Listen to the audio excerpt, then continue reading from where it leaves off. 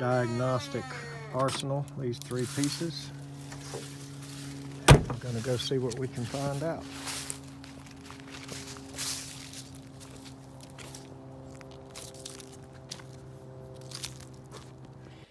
All right, got a Goodman furnace here. And before anybody says anything, I did not tape that door switch. It was already done. So that saves me from doing it. So he said he had somebody work on it that wasn't able to get it going, and that he had continuous fan. So he turned off this switch. So we're gonna turn it on. See what happens.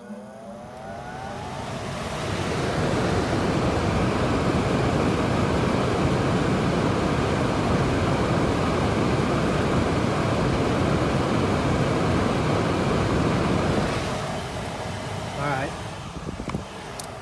Looked like 6 flashes. Probably something high limit related or rollout related or something to get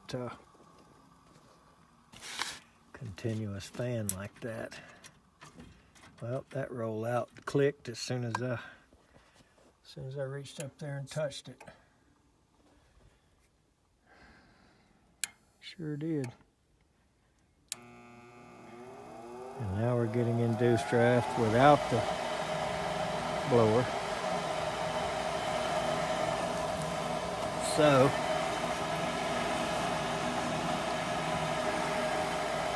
if it lights up, I'm going to try to figure out why the rollout is tripped.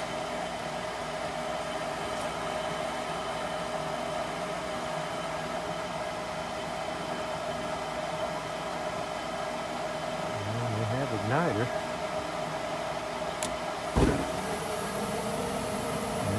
Gas. I saw a tiny bit of rollout from that top burner for a second, and I'm gonna guess this is an 80,000 BTU furnace, got 4 burners, and there's a 2-inch exhaust pipe right there.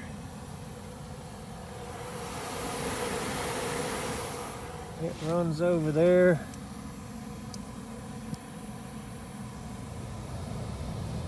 Funny looking elbow, and I don't know if I had to guess that's a rollout. But that might be just because we got this blower door off. Let's get it back on.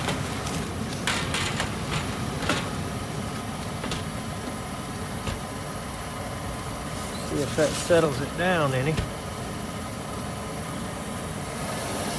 Let me cut this light.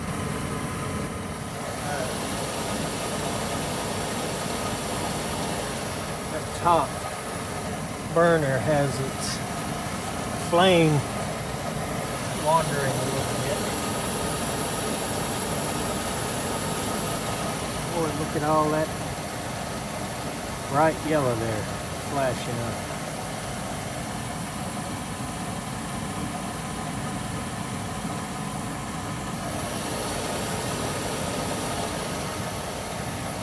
That is a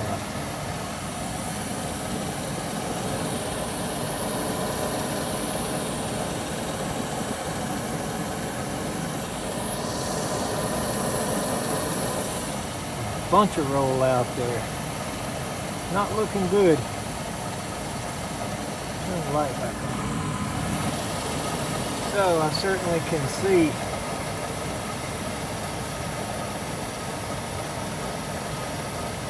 why it had tripped a rollout. Let's dig into it and see what we find. Alright, tell you one thing that quickly draws my attention. Look at that little bitty plenum. And look at this great big coil.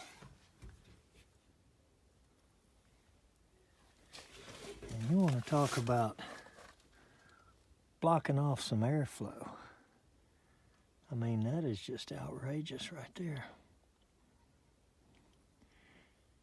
And some of you guys can fuss and holler and say, I should have done this and I should have done that, but I'm gonna tell you what, that right there is outrageous.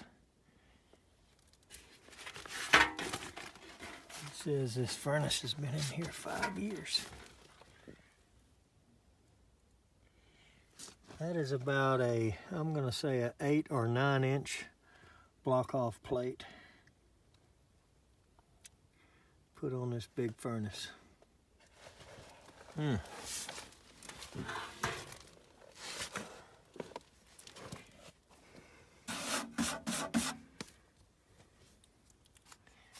a little bit more than I can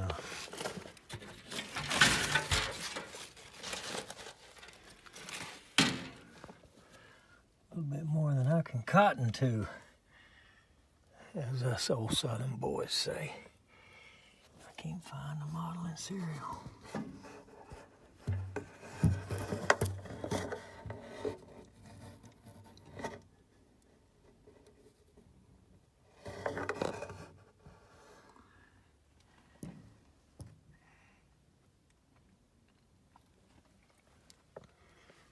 Goodman, ought to be easy enough to find it.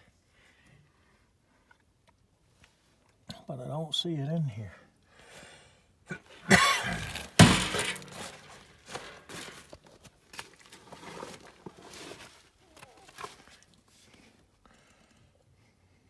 But this is a great big furnace to be stuck on this little bitty bit of ductwork.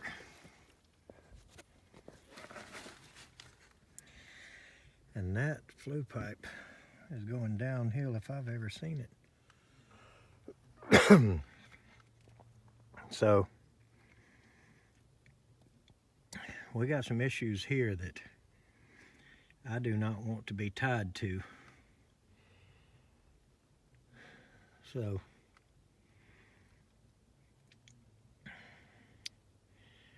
let's go talk to him about it. Alright, I'm going to light it one more time just to watch and see if the flames go wild when the fan starts.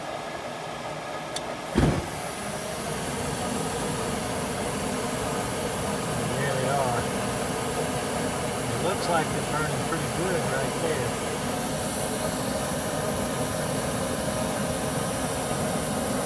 Not a whole lot of rollout yet.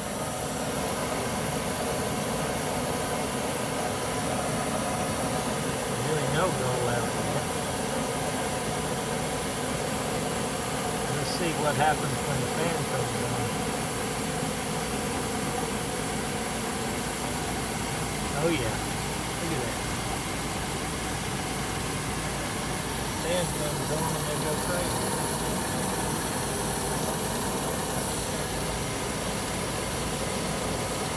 So, I smell it too. All right. Well, I guess that's about how long one of these will last when you install it so terribly. But the heat exchanger is shot. Now it may be just the, I don't know what part of it. Don't really care. She's gone, so we'll show the customer that video if we need to. All right, I'm on my way out. I'll show you something I didn't notice on my way in. I sure hope there's nobody in it. But that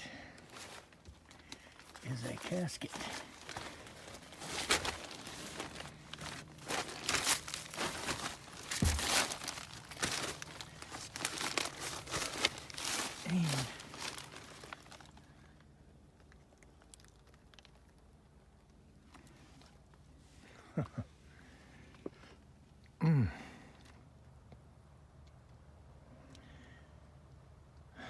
That's a first for me. I've seen a lot of stuff under houses and a lot of stuff in attics, but I have not seen a casket before. I don't know what that is.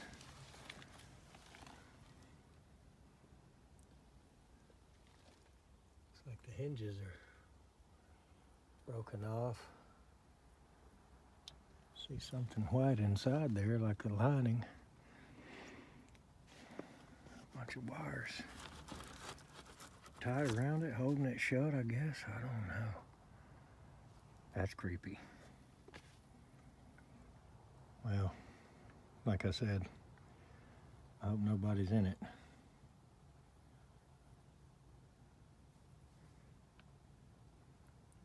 Wow. All right. Let's get out of here. Okay, well, I'm sure that's not what the customer wanted to hear, but he was not completely shocked. So I have a feeling that I might have been another opinion he was gathering. Tell you what, that he felt like that furnace might be under warranty and a couple other things that that's just one of those situations I'm not going to tie myself to. Now, I'm sure I might get a few comments from some of these guys that have a better idea, and that's fine. I appreciate your comments and I'd love to hear them, but I'm not going to fix that furnace where it's at. And I'm not going to put a 4-ton unit in a 3-ton house at best. I mean, that house probably 1,700 to 1,800 square foot. So I don't know who did that, but I certainly do not endorse that type of work, and I'm not going to play a party to it. Now, I did give him a quote for a couple of different options. One of redoing probably 80% or so of the ductwork and changing it to a package unit outside, a gas pack, and another option of redoing a good bit of the ductwork at the same time, but moving the high efficiency furnace and AC and coiling all down to the, a part in the crawl space where there's a little more height and a little more room to get it done, to get it vented out right and have everything dependable. Both of those quotes were probably pretty high as for what he would like to get it fixed for, so I don't know if we'll be back there or not. But you saw what I saw, and the way it was installed, I'm not about to put a heat exchanger in that thing and turn it back on just to let it happen again. And I certainly did not leave it operational. Of course, I think it would hit that rollout pretty quick.